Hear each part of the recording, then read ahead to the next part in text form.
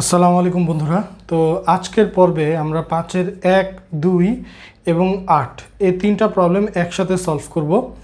তো এটা মূলত এই সব ম্যাথগুলোই হচ্ছে টাইপ 3 এর প্রবলেম।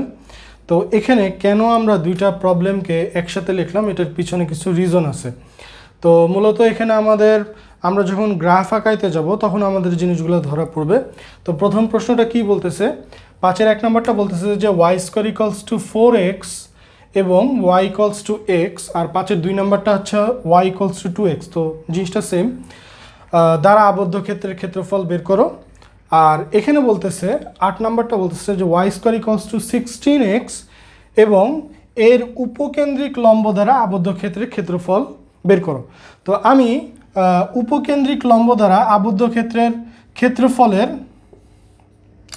বিষয়টা নিয়ে একটু আলোচনা করে দেন আমি হচ্ছে মূল অংশটায় ফিরে যাব। হ্যাঁ, তো এখানে আমরা জানি যে y² = 4ax হচ্ছে কোনো পরাবৃত্তের ইকুয়েশন, যেখানে আমাদের গ্রাফটা হয় হচ্ছে এই রকম y² = 4ax এবং কোনো পরাবৃত্তের ইকুয়েশন যদি y² = 4ax হয় তাহলে ওই পরাবৃত্তের ফোকাস হয় হচ্ছে a,0, ঠিক আছে, এবং ওই পরাবৃত্তের শীর্ষবিন্দু হয় 0,0, ঠিক আছে। এটা যদিও আমাদের সেকেন্ড পেপারের টপিক, তারপরেও আমরা এই অঙ্কটাকে খুব ভালোভাবে বোঝার জন্য আমরা একটু আলোচনা করতেছি। তো উপকেন্দ্রিক লম্বটা তাহলে কি? উপকেন্দ্র হচ্ছে বা ফোকাস হচ্ছে এখানে অবশ্যই a,0। এটা হচ্ছে y² = 4ax এর একটা প্রপার্টি। কতগুলা প্রপার্টি? যদি একটা পরাবৃত্তের ইকুয়েশন y² = 4ax হয় তাহলে সেই পরাবৃত্তের শীর্ষবিন্দু হয় 0,0 এবং পরাবৃত্তের উপকেন্দ্র বা ফোকাস হয় a,0, ঠিক আছে। এতটুকু জানলে আমাদের হবে, এর বেশি কিছু জানতে হবে না। তাহলে এখন আমাদেরকে এখানে কি বলতেছে যে উপকেন্দ্রিক লম্ব দ্বারা, তাহলে উপকেন্দ্রের উপরে যদি আমি একটা উপকেন্দ্র দিয়ে x অক্ষের উপর যদি একটা লম্ব আঁকি তাহলে সেটা হয়ে যাবে উপকেন্দ্রিক লম্ব, ঠিক আছে। তাহলে এখানে আমাদের কি ছিল? y² = 16x। তাহলে আমরা এখানে কি লিখতে পারি? y² = 4 × 4x, যেখানে 4 হচ্ছে আমাদের a। তাহলে আমাদের এইটা হয়ে গেল কি? 4, ঠিক আছে, 4,0। তাহলে আমাদের গ্রাফটা হয়ে গেল কীরকম? y² = 4 × 4x, ঠিক আছে। এই তাহলে এখন আমাদের বলতেছে যে y² = 16x এবং এর উপকেন্দ্রিক লম্ব দ্বারা আবদ্ধ ক্ষেত্রের ক্ষেত্রফল বের করো।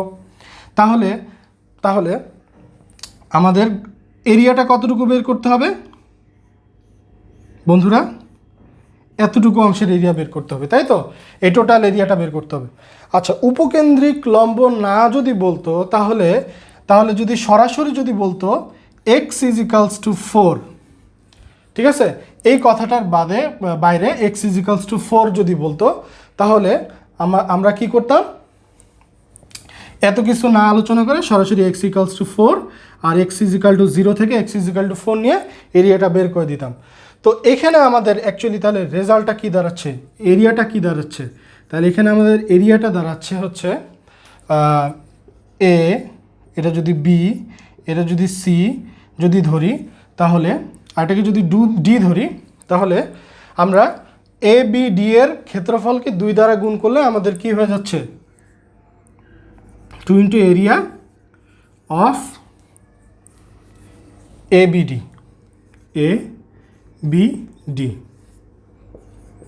তাহলে 2 ইন্টিগ্রেশন আমাদের এখন এখানে কি হবে? 0 থেকে 4 পর্যন্ত লিমিট হবে, 0 থেকে 4, 0 থেকে 4। দেন আমাদের এখানে y = √16x, বা এখানে আমরা হচ্ছে 4x × dx লিখতে পারি, তাই না? তাহলে 4 × 2 = 8 8 ইন্টু এক্স স্কোয়ার বাই 2, তাহলে x square by 2 then 4 to 0। তাহলে এখানে হচ্ছে আমাদের অ্যাকচুয়ালি 4 4 16 বাই 2, রেজাল্টটা আমি একটু ক্যালকুলেট করে দেখি। এখানে আমাদের একটু ভুল হয়েছে, এখানে আমাদের হচ্ছে 4 রুট ওভার এক্স হবে। তাহলে এখানে আমাদের 8 into x to the power 3 divided by 2, আর এখানে হবে 2 ডিভাইডেড বাই 3। তাহলে উপরে থাকতেছে 4, নিচে থাকতেছে 0। তাহলে 8 দুগুণে 16 বাই 3, আর এখানে হচ্ছে 4 to the power 3 divided by 2। তাহলে আমাদের এরিয়াটা কত দাঁড়াচ্ছে?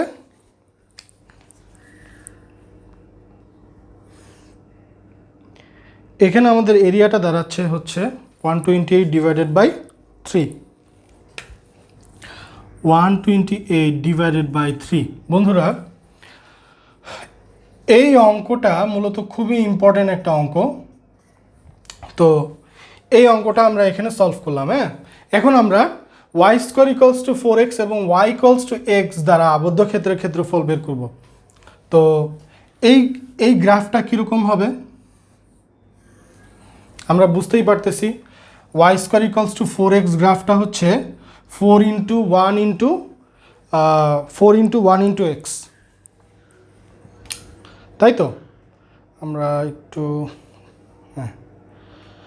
তো 4 ইন্টু 1 ইন্টু এক্স মানে অলমোস্ট গ্রাফটা হচ্ছে এইরকমই হবে। এখন ওয়াই ইকুয়ালস টু এক্স গ্রাফটা, এক্সের মান যদি 1 হয় তাহলে ওয়াইয়ের মান 1, এক্সের মান 2 হলে ওয়াইয়ের মান 2, তাহলে গ্রাফটা অলমোস্ট এরকম হবে। তাহলে আমাদের বলা হচ্ছে যে মানে অ্যাকচুয়ালি এদের দ্বারা আবদ্ধ অংশের ক্ষেত্রফল, এতটুকু অংশের ক্ষেত্রফলটা আমাদেরকে বের করতে হবে, তাই তো? তো এখানে আমরা যদি অঙ্কটাকে, এখন আশা করি এই অঙ্কটা বুঝতে পারছি।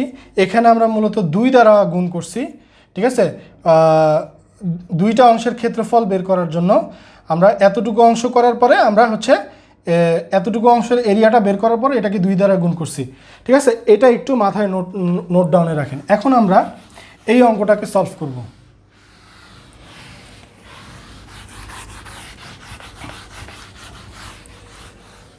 আচ্ছা, এখানে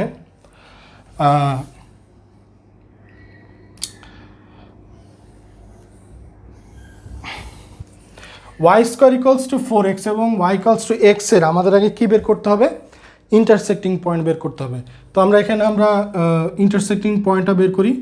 Y square equals to 4x, then এখানে ওয়াই ইকুয়ালস টু এক্স বসাই দিই, তাহলে x square equals to 4x, then x square minus 4x equals to 0, x into x minus 4 equals to 0 হয় এক্স ইকুয়ালস টু 0 থেকে x equals to 4। অর্থাৎ আমাকে x is equal to 0 থেকে, যেখানে আমার লিমিট, লোয়ার লিমিট হবে 0 এবং এক্সের আপার লিমিট হবে 4। তাহলে আমি যদি এখন গ্রাফটা আঁকাই ফেলি এখানে সুন্দর মতো, এক্স ইকুয়ালস টু 0 রেখা হচ্ছে এইটা এবং x is equals to x equals to 4 রেখা হচ্ছে আমার এটা, ঠিক আছে? তাহলে এখন Y square equals to 4x গ্রাফটা যদি আঁকাই তাহলে কি হবে বন্ধুরা? খুব মনোযোগ দিয়ে লক্ষ্য করি। Y square equals to 4x গ্রাফটা আঁকাই ফেললাম, ঠিক আছে? Then y equals to x গ্রাফটা আঁকাবো। ওয়াই ইকুয়ালস টু এক্স গ্রাফটা কী হবে? এরকম হয়ে যাবে, তাই তো? অবশ্যই ওয়াই ইকুয়ালস টু এক্স গ্রাফটা এরকম হবে। Y square equals to 4x গ্রাফটা দেখতে এরকম হবে। বন্ধুরা, এখন আমরা একটা ভুল করতে পারি। ভুল জিনিসটা কীরকম হতে পারে? আমরা যখন আই এর মানটা বের করব, I equals to y1 minus y2 into dx, যেখানে y1 হচ্ছে আমাদের y equals to root over 4x বা 2 রুট ওভার এক্স। আমাদের হয়তো মনে হতে পারে যে এখানে y1টা হচ্ছে এই টোটাল এরিয়া, ঠিক আছে, y1টা হচ্ছে টোটাল এরিয়া। এজন্য আমরা হয়তো ভুলে একটা কি করতে পারি, এখানে 2 ইন্টু y1 দিয়ে দিতে পারি, দেন y2 ইন্টু dx দিতে পারি, ঠিক আছে। তো এই জিনিসটা করা যাবে না, এই জিনিসটাই মূলত ভুল। এই অঙ্কটা অনেক বেশি ইম্পর্ট্যান্ট। 2 ইন্টু y1 মানে হচ্ছে আমরা যেমন আগের অঙ্কে যেহেতু 2 দ্বারা গুণ করে টোটাল এরিয়াটা বের করছিলাম, তারপর হচ্ছে এই এরিয়াটা দিয়ে বের করছিলাম, তো সেই ক্ষেত্রে জিনিসটা আপনার মনে হইতে পারে। এখন দেখেন আসলে এখানে ঘটনাটা ঘটে কি,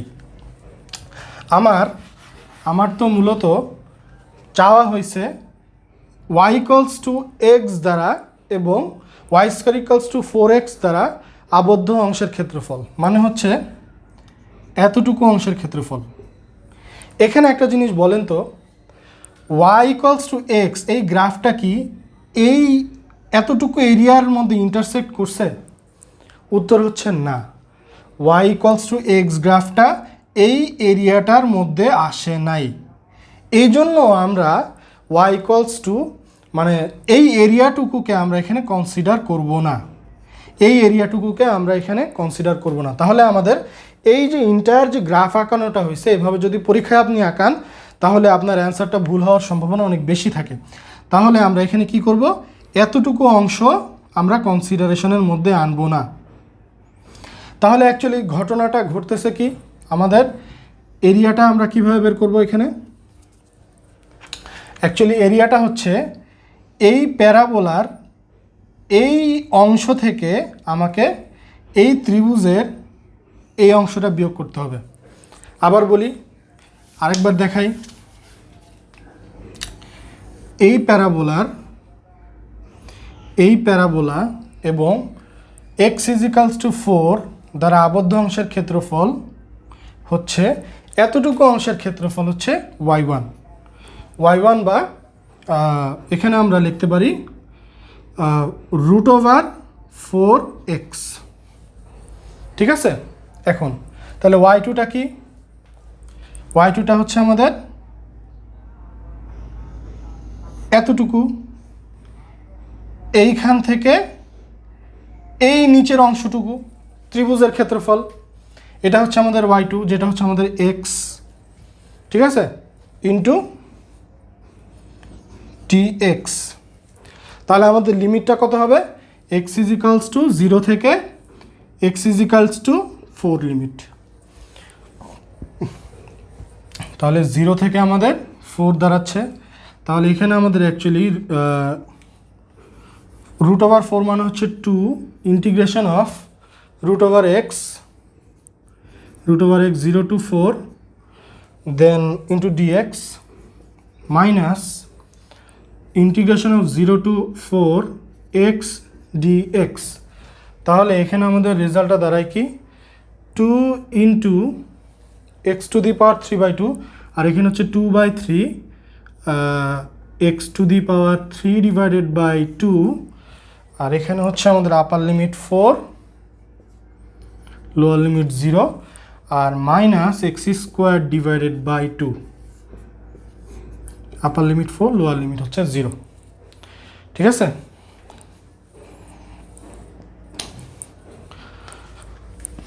দেখেন আমাদের গ্রাফ আঁকা কিছু কিছু ক্ষেত্রে ইম্পর্টেন্ট না, আবার কিছু কিছু ক্ষেত্রে গ্রাফ যদি না বুঝেন তাহলে কিন্তু কি অ্যান্সারই করতে পারবেন না। 4/3 অ্যান্সার করে কিন্তু ভুলভাল হয়ে যাবে। তাহলে 4 to the power 3 divided by 2 minus 4 16/2 মানে হচ্ছে 8, ঠিক আছে। তো এটার রেজাল্ট ক্যালকুলেশনটা কী হবে, 32/3 থেকে 8 বাদ দিব আমরা,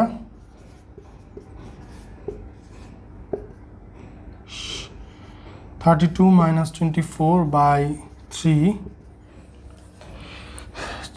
8 24 4 8 32, তাহলে হচ্ছে 8/3 বর্গ একক।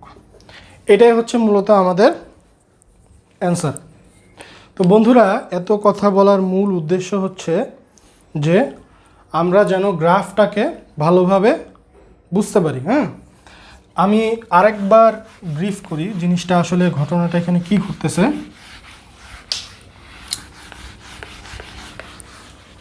এখানে মূলত আমাদের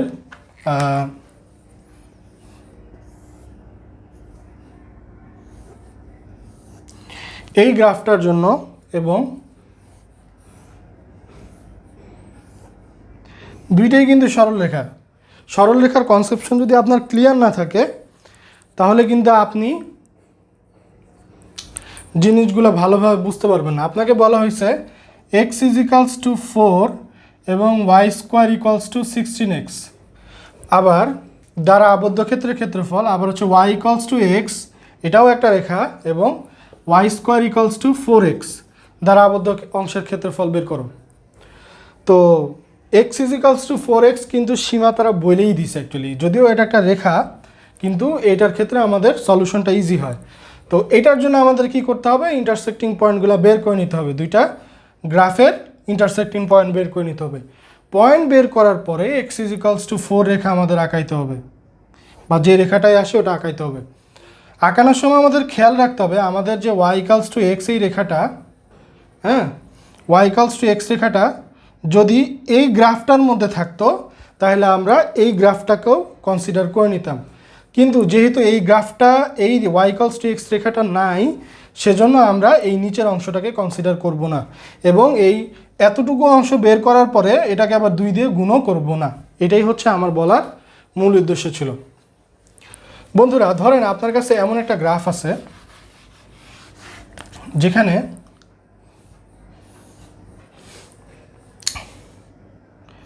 ধরেন যে এরকম একটা গ্রাফ আসলো এবং রেখাটা হয়ে গেল এই রকম, তখন কিন্তু আপনাকে কি করতে হবে, এতটুকু অংশ বাদ দিতে হবে, এতটুকু অংশ বাদ দিয়ে এতটুকু অংশের ক্ষেত্রফল আপনাদেরকে বের করতে হবে, তাই না?